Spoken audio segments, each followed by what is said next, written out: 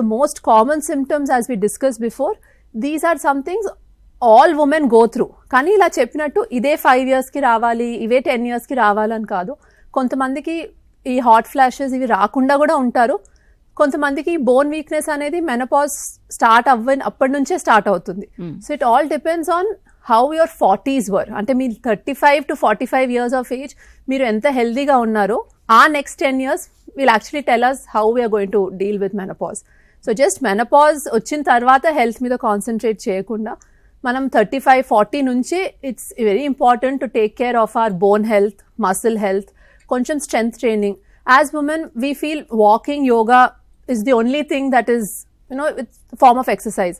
But strength training is very important because muscles, మన bones చుట్టూ మన కండరాలే వాటిని గట్టిగా ఉంచుతాయి. సో మనం ఆ మసిల్స్ ని స్ట్రెంగ్తన్ చేసుకోకపోతే లేటర్ ఆన్ మనకి 60 దాటాక ఈ చిన్న ట్రిప్ అయి ఇలా స్కిడ్ అయి పడిన ఫ్రాక్చర్ ఛాన్సెస్ ఎక్కువ అయిపోతుంటాయి. So we have to strengthen our muscles.